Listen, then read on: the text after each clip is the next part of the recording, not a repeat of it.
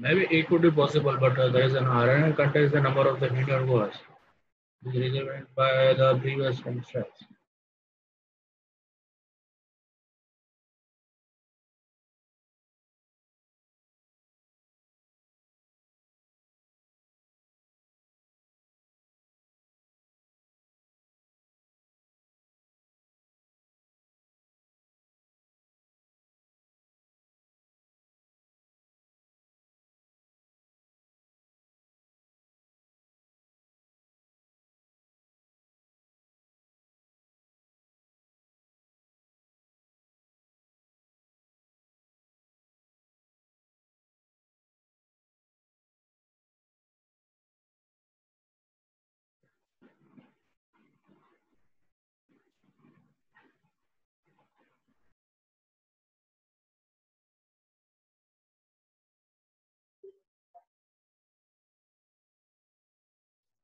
Hey, Pau.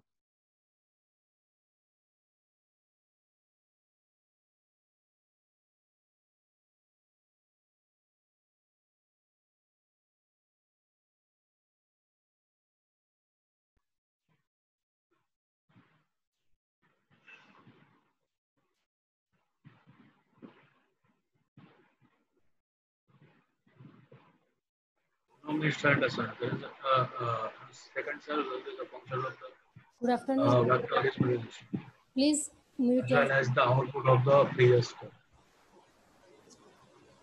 kindly mute yourself. Hey, दूल्हा mic बंद करे.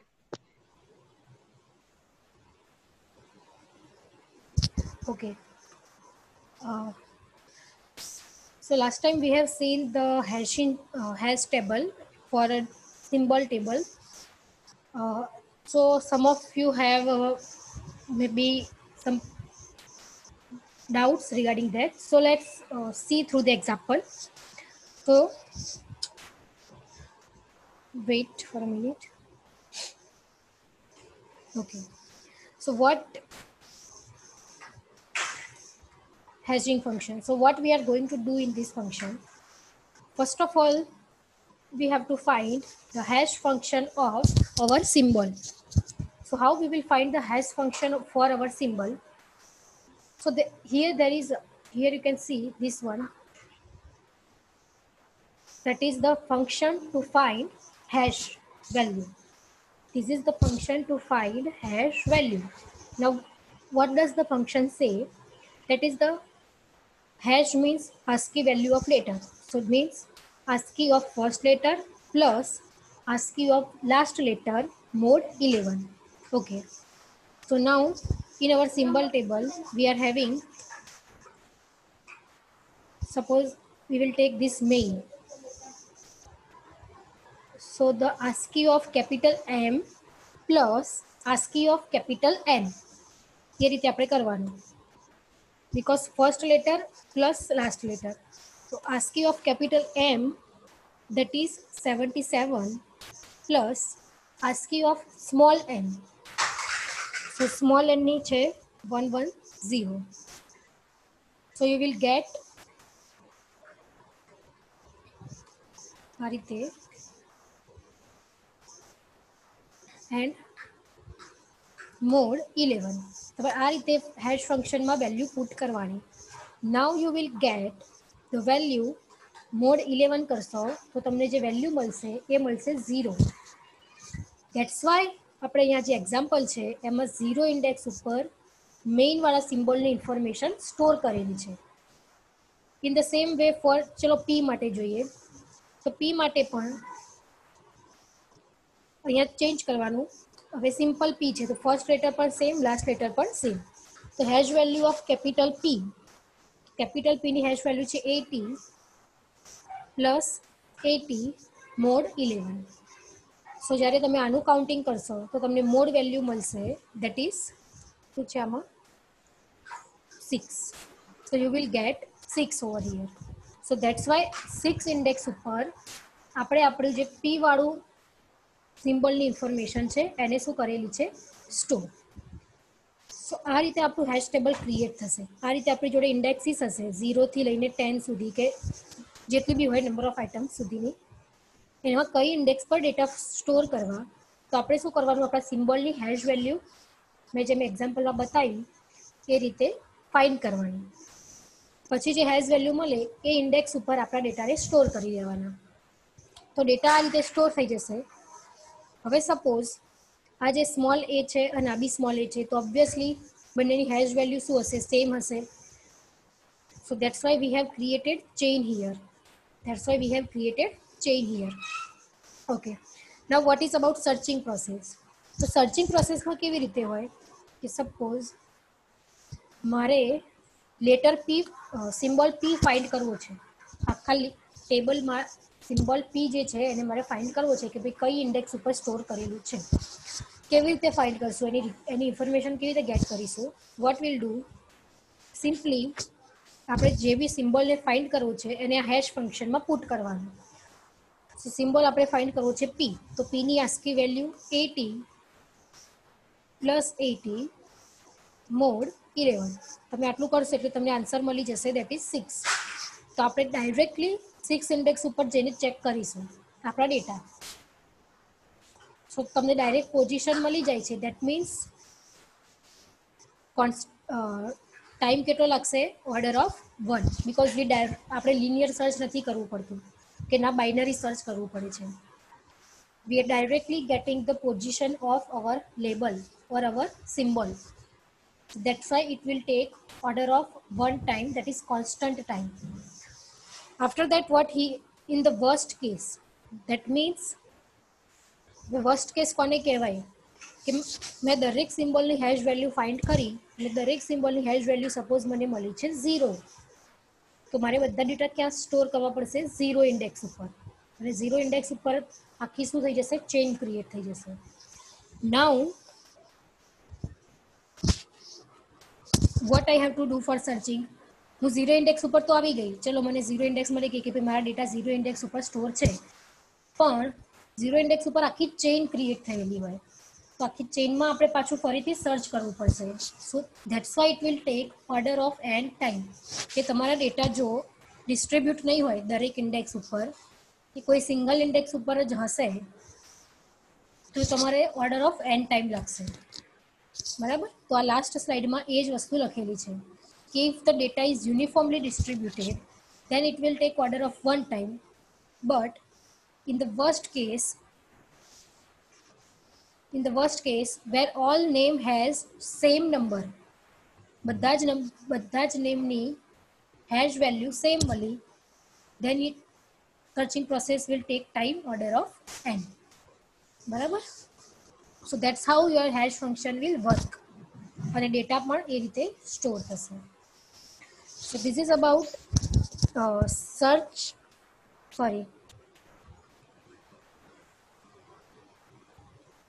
external data structure for symbol table. કે જેમાં આપણે કયો ક્રાઇટેરિયા જોયો કે સર્ચ પ્રોસેસની ઇફિશિયન્સી વધારે હોય એ વાળો. દરેક ડેટા સ્ટ્રક્ચર જોયા અને એમાં સર્ચિંગ માટે કેટલી ટાઈમ કોમ્પ્લેક્સિટી લાગે છે તે જોયું. આ 3 ડેટા સ્ટ્રક્ચર આપણે જોયા, અનઓર્ડર્ડ લિસ્ટ, ઓર્ડર્ડ લિસ્ટ અને hash table. So this topic covered one criteria, that is searching criteria. કે તમે સર્ચિંગ માટે તમને કયું ડેટા સ્ટ્રક્ચર પ્રિફરેબલ છે. ઇન ધ સેમ વે હવે આપણે બીજા ડેટા સ્ટ્રક્ચર જોઈશું, દેટ ઇઝ હું નેક્સ્ટ પીપીટી તમને શેર કરું છું. Weight for a minute.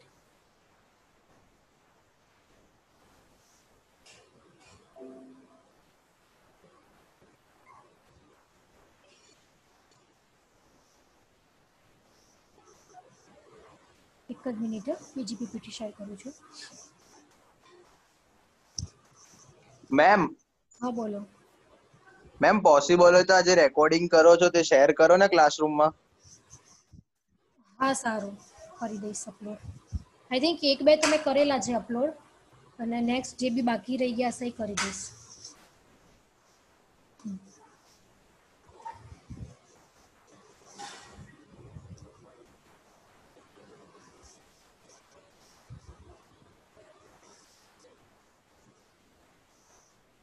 Okay.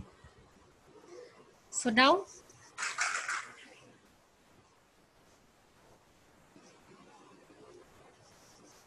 allocation of data structure.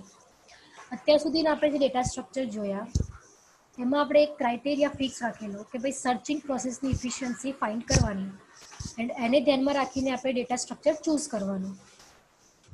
હવે આવે છે કે અલોકેશન ઓફ ડેટા સ્ટ્રક્ચર, કે આપણા જે ઓબ્જેક્ટ્સ છે, જે આપણા ફંક્શન્સ છે, તેને તમે કઈ રીતે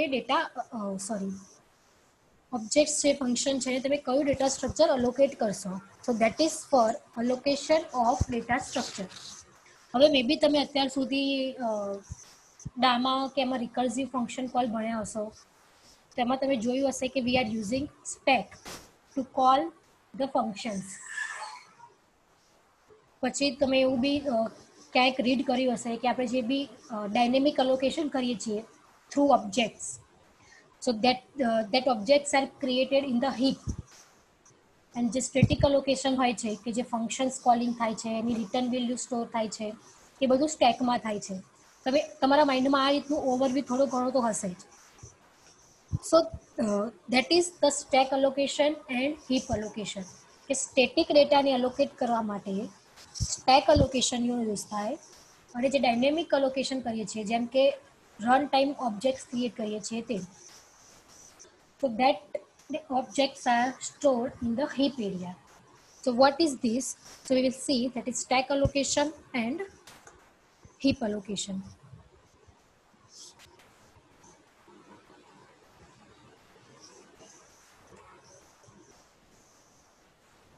પછી લાસ્ટમાં બંનેની કમ્પેરિઝન છે. Okay. So as you know that stack will perform LIFO operation, last in first out.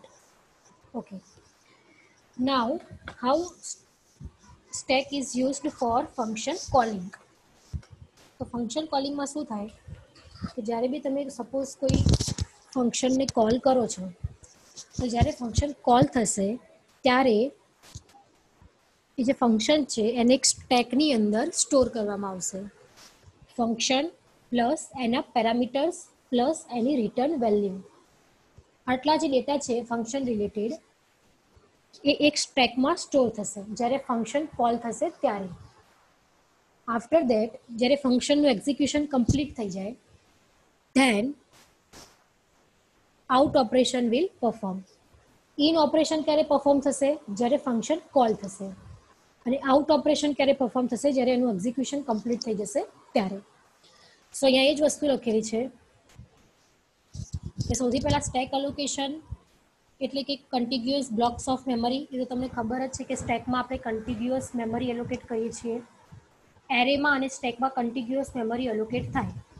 એમાં લિંક લિસ્ટ જેવું ના હોય બિકોઝ એમાં પોઇન્ટરનો યુઝ કરતા એરેમાં અને સ્ટેકમાં કન્ટિગ્યુઅસ મેમરી એલોકેટ થાય. આફ્ટર દેટ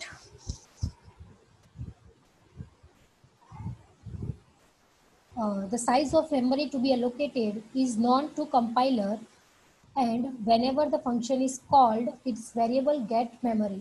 શું કહે છે સિમ્પલ ટર્મ્સમાં કે it is a static memory allocation, and second thing કે જ્યારે ફંક્શન કોલ થશે ત્યારે એના વેરિયેબલ્સને સ્ટેકની અંદર મેમરી અલોકેટ થશે.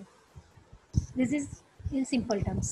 After that, in the third line, whenever the function call is over, the memory for the variable is deallocated. એટલે કે ફંક્શન કોલિંગ ઓવર થઈ જાય, ફંક્શનનું એક્ઝિક્યુશન કમ્પ્લીટ થઈ જાય પછી જે વેરિયેબલ્સને મેમરી એલોકેટ થઈ છે સ્ટેકમાં એ શું થઈ જશે? ડીએલોકેટ થઈ જશે. After that this all happens using some predefined routines in compiler. Programmers does not have to worry about memory allocation and deallocation. That means કે આ જે બી પ્રોસેસ છે એ બધી જ પ્રોસેસ કમ્પાઇલર થ્રુ થશે. એમાં રૂટીન જે બી સેટ કરેલા હોય એના according. As a programmer we don't have to allocate memory or deallocate memory. જેમ કે આપણે સીમાં મેલોક કેલોકનો યુઝ કરીએ છીએ બરાબર, તો એમાં એઝ અ પ્રોગ્રામર આપણે જાતે મેમરી એલોકેટ કરીએ છીએ મેલોકથી. તો that is the meaning of કે તમે એઝ અ પ્રોગ્રામર એલોકેટ કરો છો. But what is the case of stack કે જ્યારે બી ફંક્શન્સને સ્ટેકમાં મેમરી એલોકેટ કરવાની છે તો એ કમ્પાઇલર કરશે, એમાં આપણે કંઈ જ કરવાનું નથી. So programmer do not have to worry about memory allocation and about memory deallocation. So this is the first slide. એમાં એટલું લખેલું છે કે ભાઈ સ્ટેકમાં કન્ટિગ્યુઅસ મેમરી એલોકેટ થાય, સ્ટેટિક કમ્પાઇલેશન છે, એટલે કે પછી છે કે જ્યારે ફંક્શન કોલ થશે ત્યારે ફંક્શન્સના વેરિયેબલને સ્ટેકમાં મેમરી એલોકેટ થશે એન્ડ કોલિંગ કમ્પ્લીટ થઈ જશે ત્યારે એ મેમરી જે છે એ ડીએલોકેટ થઈ જશે. And this all is done by compiler. Programmers do not have to worry. After that, example આપ્યું છે. આ એક્ઝામ્પલ છે, એમાં એ તો મેં જે આગળ કીધું તે જ કે આપણે જે વેરિયેબલ્સ છે આ મેઇન ફંક્શનમાં integer a, array of 10 integer, integer n, આ બધાને મેમરી એલોકેટ થશે જ્યારે ફંક્શન કોલ થશે ત્યારે. અને ફંક્શન કોલિંગ કમ્પ્લીટ થઈ જશે ત્યારે મેમરી શું થઈ જશે? ડીએલોકેટ. After that, now what is heap allocation? તો મેં જેમ કીધું તેમ કે આપણે કોઈ ઓબ્જેક્ટ્સ ક્રિએટ કરીએ છીએ, પછી સી લેંગ્વેજમાં જેમ કે આપણે મેલોક ટેલોકથી પોઇન્ટર્સનો યુઝ કરીએ છીએ, પોઇન્ટર્સને મેમરી અસાઇન કરીએ છીએ, that is dynamic memory allocation. અને આ જે રન ટાઈમ પર મેમરી એલોકેટ થાય છે, જે ડાયનેમિક મેમરી એલોકેટ થાય છે, that is done by programmers. Because કોઈ ઓબ્જેક્ટ ક્રિએટ કરવો એ આપણા હાથમાં છે અને જ્યારે ઓબ્જેક્ટ ક્રિએટ થાય તો જ એને ડાયનેમિક મેમરી એલોકેટ થાય. Okay, so that's why heap allocation is related with programmers. અહીંયા ફર્સ્ટ લાઈન એ જ લખેલી છે, the memory allocated during execution of instructions written by programmers. જે બી મેમરી એલોકેટ થશે એ પ્રોગ્રામર્સ થ્રુ લખેલું હોય છે, જેમ કે ઓબ્જેક્ટ્સ ક્રિએટ કરવા, પછી પોઇન્ટર્સ ક્રિએટ કરવા, એ રીતે.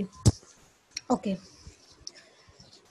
આફ્ટર દેટ હવે આ જે હીપ અલોકેશન છે, that heap allocation it is not related with heap data structure. Heap allocation and heap data structure both are different thing. અને heap allocation એટલા માટે કહેવામાં આવે છે because programmers are responsible to allocate and deallocate. But એનું meaning એવો નથી કે આ જે ડેટા સ્ટોર થાય છે એ કોઈ હીપ ડેટા સ્ટ્રક્ચરમાં થાય છે. બરાબર, that is the meaning. Note અહીંયા લખી છે જુઓ કે note that the name heap has nothing to do with heap data structure. અહીંયા હીપ નામ આપેલું છે, એનું મિનિંગ હીપ ડેટા સ્ટ્રક્ચર સાથે નથી. Why it is called heap? Because programmers to allocated and deallocated. Programmer through memory allocate થાય અને memory deallocate થાય. પછી if programmer does not handle this memory well, then memory leak can happen. જો આપણે મેમરીને allocate કરી દીધી પણ સપોઝ તમે એને ડીએલોકેટ નથી કરતા, સો પ્રોબ્લેમ શેનો આવશે? મેમરી લીકનો પ્રોબ્લેમ આવશે. સો દેટ ઓકે, જેમ કે અહીંયા જુઓ આપણે એક પોઇન્ટરને મેમરી અસાઇન કરી છે 10 ઇન્ટીજર્સની, બરાબર. હવે પોઇન્ટરનો યુઝ થઈ જાય પછી જો એને હું ફ્રી નથી કરતી, એ મેમરીને હું ફ્રી નથી કરતી, that means it is the problem of memory leak. તો હીપ ડેટા સ્ટ્રક્ચરમાં એક પ્રોબ્લેમ છે, that is the memory leak and it is done by programmer. Okay, જેમ કે પોઇન્ટર અને અસાઇન કરવી મેમરી, પછી objects create કરો છો, that is also dynamic memory allocation. That is. Now what is the difference? Okay, તો સ્ટેકમાં મેં કીધું તેમ કે જે બી મેમરી એલોકેટ થાય એ બધી કન્ટિગ્યુઅસ મેમરી હોય. એવું નહીં કે કેટલાક ડેટા 100 લોકેશન ઉપર છે, કેટલાક ડેટા 200 લોકેશન ઉપર છે, એવું નહીં. All the data will be store in contiguous manner. જ્યારે હીપની અંદર એવું નથી, ડેટા રેન્ડમ ઓર્ડરમાં સ્ટોર છે. અલોકેશન ડીઅલોકેશન તો કે સ્ટેકમાં કમ્પાઇલર થ્રુ થશે, જ્યારે અહીંયા હીપમાં પ્રોગ્રામર થ્રુ થશે. પછી આવે છે cost is less, cost is more. પછી સ્ટેકનું ઇમ્પ્લિમેન્ટેશન હાર્ડ છે, હીપનું ઇમ્પ્લિમેન્ટેશન ઇઝી છે. એક્સેસ ટાઈમ સ્ટેકમાં ફાસ્ટર, હીપમાં સ્લોઅર. કેમ? બીકોઝ સ્ટેકમાં આપણે ડાયરેક્ટ પોઝિશન ફાઇન્ડ કરવી હોય તો કન્ટિગ્યુઅસ મેમરી છે એટલે મળી જશે. જ્યારે હીપમાં શું કરવું પડશે? દરેકે દરેક ડેટાને ફર્સ્ટથી લઈને એન્ડ સુધી સર્ચ કરવા પડશે. બીકોઝ કન્ટિગ્યુઅસ નથી, એ અમુક ડેટા ક્યાંય પડ્યા હશે, અમુક ડેટા ક્યાંય પડ્યા હશે. તો આપણને નથી ખબર કે ભાઈ પર્ટિક્યુલર કઈ પોઝિશન ઉપર ડેટા હોઈ શકે. જ્યારે સ્ટેકમાં શું હોય? બધા ડેટા કન્ટિગ્યુઅસ મેનરમાં હોય. That's why access time is less.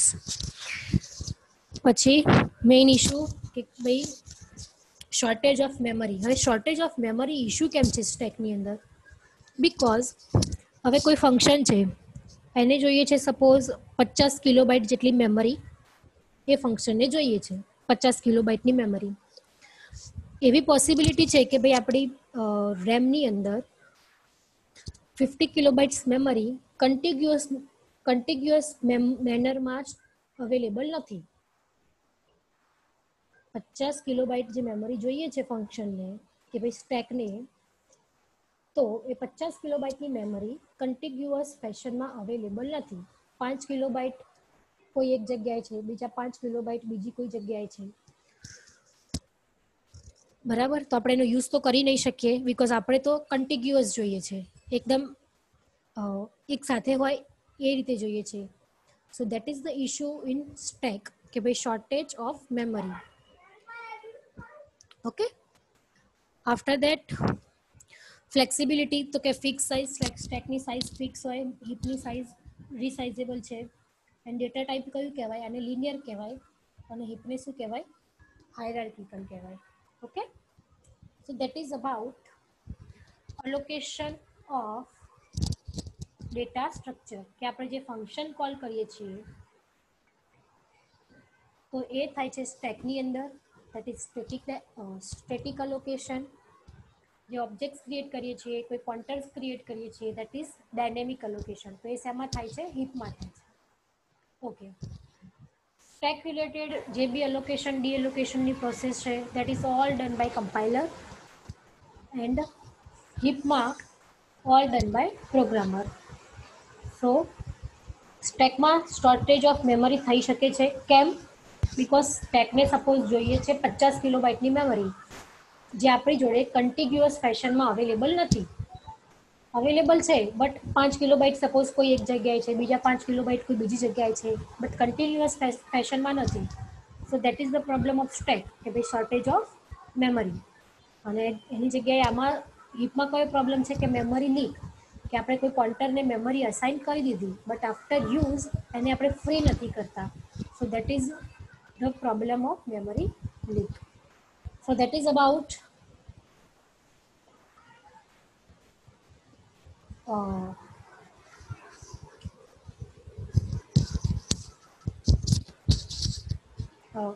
stack allocation and heap allocation. After that, હવે અહીંયા તમારું ચેપ્ટર 2 જે છે એ કમ્પ્લીટ થઈ જાય છે. Chapter 2 has been completed here. એમાં આપણે કેટલા ટોપિક્સ જોયા? ફંડામેન્ટલ્સ ઓફ લેંગ્વેજ પ્રોસેસિંગ, પછી activities of language processing. After that symbol table કોને કહેવાય, સિમ્બોલ ટેબલ માટે કઈ ટાઈપના ડેટા સ્ટ્રક્ચર્સ યુઝ થાય છે. Unsorted list, sorted list, hash table, that is for external data structure of symbol table, and allocation of data structure, તેમાં આવશે stack અને heap. So this is about your chapter 2, and chapter 2 has been completed here. Now the next chapter, that is assembler. હા Danish એટલું જલ્દી એટલે પૂરું થાય because જો આપણે શું હોય કે આપણે જ્યારે ફેસ ટુ ફેસ લેક્ચર થતા હોય ને તો ફેસ ટુ ફેસ લેક્ચરમાં 15 મિનિટ્સ તો એમ જ જતી રહે કે 5 મિનિટ સ્ટુડન્ટ આવતા હોય 5 મિનિટ થોડું ઘણું આમ 10 થી 15 મિનિટ થોડું ઘણું ડિસ્કશન થાય. હવે ફેસ ટુ ફેસ વસ્તુ જ આખી અલગ છે તો એમાં તમારે ટાઈમ વધારે લાગે ઓબ્વિયસ છે. બટ આપણે ઓનલાઈન લેક્ચર્સમાં શું કે સ્ટુડન્ટ નહીં આવતા વાર થવાની કે બીજી કોઈ ફાલતુની ડિસ્કશન કે આમાં ટાઈમ બી ના જાય એટલે કન્ટિન્યુઅસ જે લેક્ચર થાય એના લીધે થોડું જલ્દી કમ્પ્લીટ થઈ ગયું છે ચેપ્ટર 2 આપણું.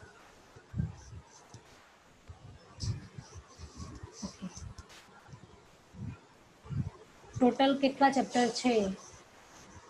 ટોટલ છે આઈ થિંક 9 સમથિંગ છે. આ બે જે ચેપ્ટર હતા તમારા દેટ ઇઝ બેઝિક્સ. હવે આવે છે થર્ડ ચેપ્ટર જે આવશે તમારું એ હશે અસેમ્બલર. ફોર્થ આવશે એ હશે મેક્રો પ્રોસેસર, પછી લોડર લિંકર, પછી કયું મોડ્યુલ બાકી છે લાસ્ટમાં ઇન્ટરપ્રિટર અને ડિબગર આવશે અને હા એક પાર્સિંગ ટેકનિક્સ વાળું એક ચેપ્ટર આવશે. ટોટલ 8 હશે. હા 8 to 9 છે કે 8 ચેપ્ટર્સ છે total.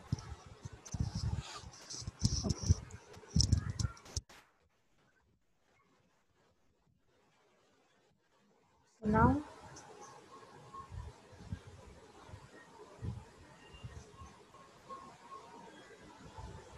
we'll start introduction of assemblers. So wait for 2 minutes. I will open another PPT.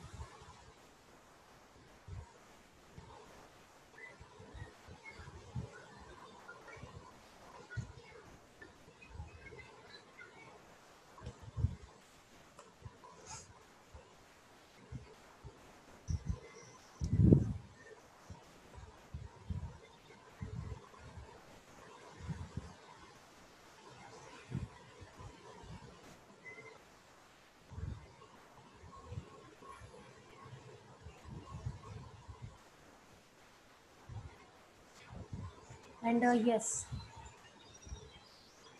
till now I have uploaded 2 practicals in your individual lab session, individual lab classroom. Practical 1 is for finding and counting frequency of words, and the second is the implementation of symbol table. After that, હવે જે બી practicals હશે એ તમારી lab આવશે એની પહેલાં હું તમારા classroom પર upload કરી દઈશ. You have to follow that practical list. આખું લિસ્ટ અપલોડ નહીં કરું, 1 by 1 જે બી પ્રેક્ટિકલ્સ આવતા જશે એ તમારી લેબ સેશનની પહેલાં હું તમારા ક્લાસરૂમ ઉપર અપલોડ કરી દઈશ. That practical you have to perform. So that is for practical related information. કે જેમ જેમ પ્રેક્ટિકલ આવતા જશે એમ એમ હું તમારા ક્લાસરૂમ પર એને અપલોડ કરતી રહીશ. અને પર પ્રેક્ટિકલ 10 માર્ક્સ હશે એ તો બધાને ખબર જ છે.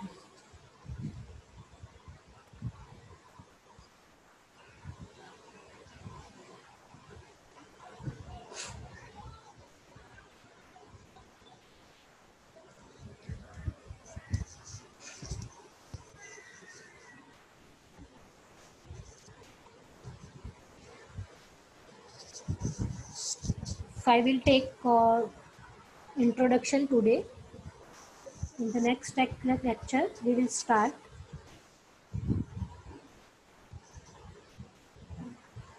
assembler. પહેલા આપણે ખાલી જસ્ટ આજે એટલું જ જોઈશું કે ભાઈ અસેમ્બલરનું વર્કિંગ કઈ જગ્યાએ છે અને શું છે. Okay. After then, we will start how assembler will works and everything. Okay. So first thing is કે assembler સિસ્ટમ સોફ્ટવેરની અંદર કઈ જગ્યાએ કામ કરતું હશે. Okay. So in the diagram, you can see, suppose we are having .c program, that is C language program. After that, कौन છે આ?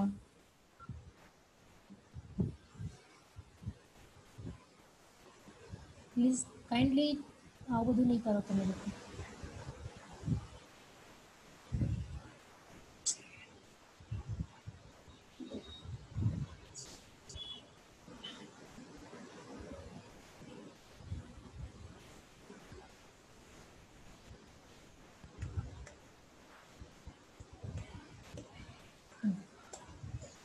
So where our assembler is working. Okay, so first of all we are having a .c program, that is our simple C program, that is our source code. After that preprocessor will work, preprocessor, and the activity called that is pre-processing.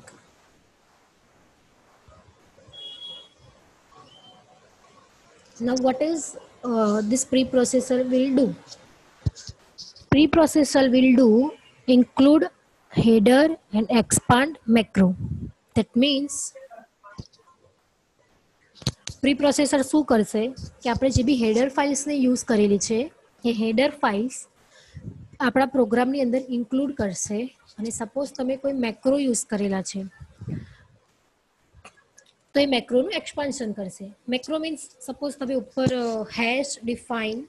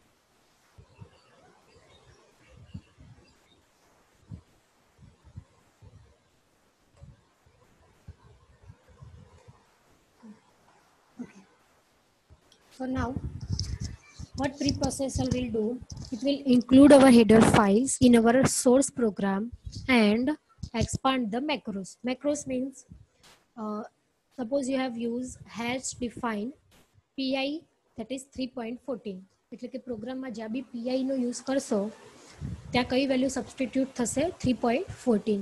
તો આ જે pi ની જગ્યાએ 3.14 substitute કરવાની જે વાત છે that is macro expansion, કે તમે ઉપર એક મેક્રો ડિફાઇન કરેલો છે એનું એક્સપાન્શન થશે after pre processing. Expansion means PI ની જગ્યાએ 3.14, તો એને કહેવાય એક્સપાન્શન. ઓકે, હવે પ્રી પ્રોસેસિંગ થઈ ગયું, આપણી સોર્સ ફાઇલ જે છે એ સી લેંગ્વેજમાં રેડી છે. આફ્ટર દેટ જીસીસી કમ્પાઇલર હોય કે પછી G++ કમ્પાઇલર હોય, કોઈ બી કમ્પાઇલર થ્રુ આપણે શું કરીશું, કમ્પાઇલેશન પ્રોસેસ. હવે કમ્પાઇલેશન પછી તમને એક ફાઇલ જનરેટ થશે that is assembly code. Direct machine code generate નહીં થાય, ફર્સ્ટ જે જનરેટ થશે that is assembly code. Assembly લેંગ્વેજની ફાઇલ જનરેટ થશે દેટ ઇઝ .s ફાઇલ, એને કહેવાશે .s ફાઇલ. પછી જે .s ફાઇલ છે એઝ અ ઇનપુટ અસેમ્બલરની અંદર જશે અને અસેમ્બલર એ અસેમ્બલી લેંગ્વેજનું આપણને મશીન કોડની અંદર કન્વર્ઝન કરીને આપશે that is .obj file. Again I repeat કે તમને જે .exe ફાઇલ મળી જાય છે એ ડાયરેક્ટ નથી મળી જતી. કેવી રીતે મળે છે, આટલી બધી પ્રોસેસ ફોલો થાય છે પછી મળે છે. સૌથી પહેલાં પ્રી પ્રોસેસિંગ થયું, હેડર ફાઇલ્સનો જે યુઝ કરેલો એ હેડર ફાઇલ્સ આપણા સોર્સ પ્રોગ્રામમાં ઇન્ક્લુડ થઈ ગઈ, મેક્રો જે હતા એ એક્સપાન્ડ થઈ ગયા. પછી એનું કમ્પાઇલેશન થાય છે. કમ્પાઇલેશન પછી ડાયરેક્ટ મશીન કોડ જનરેટ ના થાય, પહેલાં એનું અસેમ્બલીમાં કન્વર્ઝન થાય. સી લેંગ્વેજનું અસેમ્બલીની અંદર કન્વર્ઝન થશે. પછી એ અસેમ્બલી લેંગ્વેજ એઝ અ ઇનપુટ અસેમ્બલરમાં જાય. After that we are getting .obj file, that is machine code file. So this is the working of assembler to convert assembly file into the machine code, that is 010101. જે છે તે.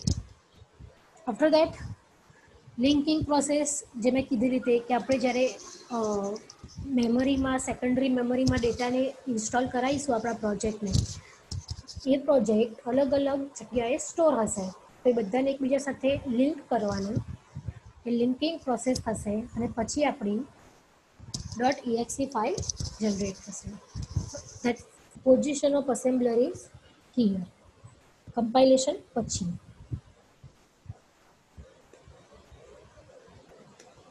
જો અહીંયા આપેલું છે, અહીંયા શું કીધું છે કે ભાઈ હેડર ફાઇલ્સ હતી, પહેલાં .c ફાઇલ હતું અને હેડર ફાઇલ હતી. પ્રી પ્રોસેસિંગ થયું, હેડર ફાઇલ્સ જે હતી અને જે મેક્રો હતા એ બધા એક્સપાન્ડ થઈ ગયા. પછી કમ્પાઇલર જોડે આખો સોર્સ પ્રોગ્રામ આવશે. કમ્પાઇલર એનું શું કન્વર્ઝન કરશે, કમ્પાઇલર પ્લસ અસેમ્બલર, અહીંયા બંનેનું કમ્બાઇન તમે કન્સિડર કરો, કમ્પાઇલર પ્લસ અસેમ્બલર. કઈ ફાઇલ આપશે આપણને, .obj ફાઇલ. અહીંયા જુઓ, પહેલાં કમ્પાઇલેશન, અસેમ્બલી કોડ અસેમ્બલરમાં જશે અને પછી .obj ફાઇલ મળશે. એટલે આપણું કમ્પાઇલેશન પ્લસ અસેમ્બલર એ બંને શું છે, કમ્બાઈન છે. આ પેરેગ્રાફમાં કમ્પાઇલર પ્લસ અસેમ્બલર કમ્બાઈન છે. એટલે ડાયરેક્ટલી આપણે .obj ફાઇલ મળી ગઈ. .obj ફાઇલ છે એને આપણે સેકન્ડરી મેમરીની અંદર ઇન્સ્ટોલ કરાવીએ છીએ. તો મોડ્યુલ્સ બધા જે બી હશે એ અલગ અલગ જગ્યાએ સ્ટોર હશે. એ બધા એકબીજા સાથે શું થશે, પછી લિંકર થ્રુ લિંક થશે. લિંક થઈ ગયા. After that we are getting .exe file, અને એ .exe ફાઇલ લોડર થ્રુ આપણી જે રેમ છે, આપણી જે મેઇન મેમરી છે એની અંદર લોડ થશે. મેઇન મેમરીમાં લોડ થઈ ગઈ પછી એનું સીપીયુ શું કરશે, એક્ઝિક્યુશન કરશે. તો એક સી લેંગ્વેજમાં લખેલો પ્રોગ્રામ આટલા બધા પ્રોસેસમાં થઈને આપણને આઉટપુટ જનરેટ કરીને આપશે. સોર્સ કોડ, પ્રી પ્રોસેસિંગ, પછી compilation time, linking time, loading time અને execution time. So that's how everything is working. હવે આપણે સ્ટાર્ટ કરવાનું છે અસેમ્બલી લેંગ્વેજ. સો આજના માટે આટલું ઇનફ છે કે એસેમ્બલર કઈ પોઝિશન ઉપર છે અને શું કામ કરે છે. કે ભાઈ ઇનપુટમાં અસેમ્બલી લેંગ્વેજ લેશે અને આઉટપુટમાં આપણને મશીન કોડ આપશે. હવે આ ચેપ્ટરમાં આપણે એ જ જોવાનું છે કે કઈ રીતે મશીન કોડ જનરેટ કરે છે from the assembly language. We will learn how we will convert assembly language into machine code. અને એના તમારે એક્ઝામ્પલ્સ ને બધું આવશે. Okay, so that's it for today. Now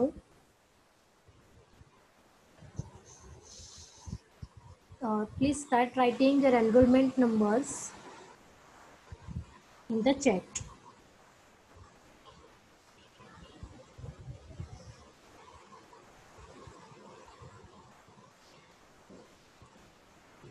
Hmm. 4, 5, 6, 7, 8, 7 નથી. ઓકે, કઈ વાંધો નહીં. 9, 10, 11, 12, 13, 14.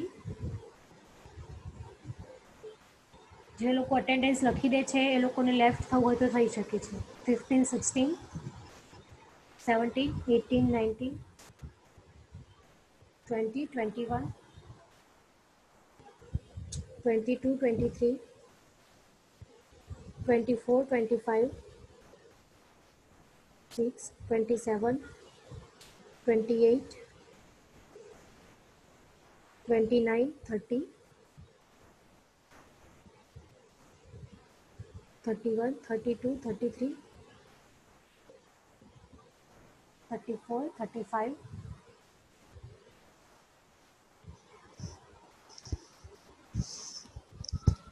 36, 37, 38, 39, 40, 41, 42, 42 roll number, 43, 44, 45, 6, 46, 47, 48, 49, 50, 51, 52, 53, 54, 55, 56, 57, 58, 59, 60, 61, 60, 62, 63, sorry 62 સુધી પછી ટ્રાન્સફર સ્ટુડન્ટ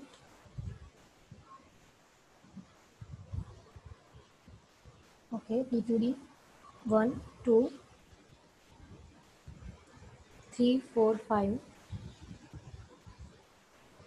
6 7 8 9 9 10 11 12 13 14 15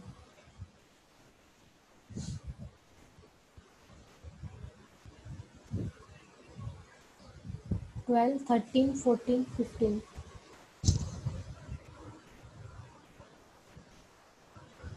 ઓકે સો કોઈની અટેન્ડન્સ હવે બાકી નથી ને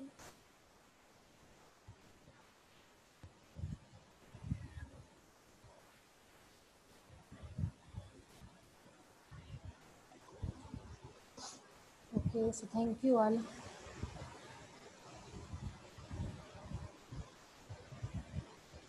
હવે તીર્થ તો પ્રેઝન્ટ છે મેં જોઈ લીધું ચલો હું એન્ડ મીટિંગ કરું છું